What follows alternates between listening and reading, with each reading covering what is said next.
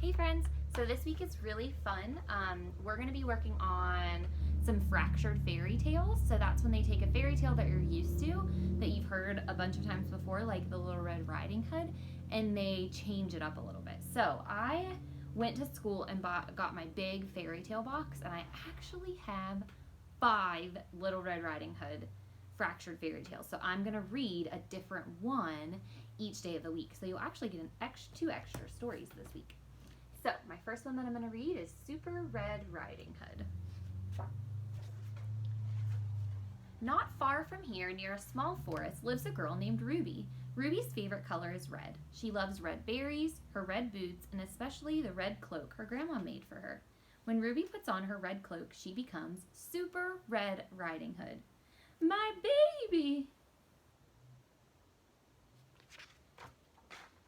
One sunny afternoon, Ruby was very busy playing superhero in her room when she heard her mother call from downstairs. Ruby! Is it something important, Mom? She called back. It sure is. Looks like Super Red Riding Hood has an important mission, Ruby declared. She threw on her red cloak, grabbed her flashlight. A superhero must be prepared for anything. You've been indoors all day, her mother said. Why don't you go pick some raspberries to have with your snack? This did not sound like an important mission to Ruby, but she could see that her mother meant business. Ruby kissed her mom goodbye and set out along the path to the raspberry bushes with her lunchbox in hand. The woods are deep and dark and full of danger, Ruby said to herself, but Super Red Riding Hood is never scared. Ruby was marching along bravely when, oh no! Ruby's big red rubber boot almost crushed a tiny snail in the middle of the path. This is a dangerous place for a little snail, she said. Luckily, Super Red Riding Hood is here to rescue you. She carefully moved the little snail out of harm's way. A good deed done, she said. Ruby skipped towards the woods. Who's afraid of the deep dark woods? The deep dark woods, the deep dark woods. Who's afraid of the deep dark woods? Na, na, na, not me, she sang. When she got to the edge of the forest, she stopped and peered ahead. A chill drifted out from the shadowy darkness. A superhero must be silent like a cat and watch out for danger, Ruby whispered and tiptoed into the woods. The forest was full of strange noises. It was a very good thing she had remembered to bring her flashlight. Hoo-hoo! Crack! Owl, twig, tuck-a-tuck-a-tuck-a-tuck-a-tuck. Woodpecker, she said aloud, shining her bright light toward the different sounds. Who's afraid of the deep dark woods, the deep dark woods, the deep dark woods? Who's afraid of the deep dark woods? Na, na, na, not me, she sang as she walked.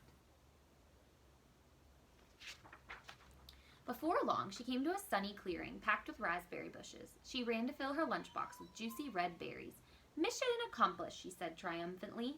She was just snapping her lunchbox closed when she heard a new sound. A big, rumbly, growly, terrifying sound. Grrr, growl. Ruby's tummy twisted in a knot. Her teeth began to chatter. A superhero must be brave, she reminded herself. Who's afraid of the wolf? He towered over Ruby, looking frightful with his sharp claws, his yellow fangs, and his bushy tail swishing from side to side. The wolf inched closer. Soon he was so close to Ruby she could feel his steamy breath on her face. Excuse me, I'd like to get by, Ruby said in a smaller voice than she would have liked. The wolf didn't move. He grinned and asked in a crackly growl, Where are you going all alone in this big dark forest? Ruby narrowed her eyes and peered at the shaggy beast. Why do you want to know? Oh, just curious, I suppose. Maybe you can tell me this. What's in the box? Before she could answer, the wolf lunged. Quick as a rabbit, Super Red Riding Hood hopped out of the way and used her super skills to leap and dart past the tricky wolf. She scrambled up an oak tree and perched on a branch just out of the wolf's reach. While she sat and caught her breath, the grumbly wolf skulked around the tree. Ruby had had enough.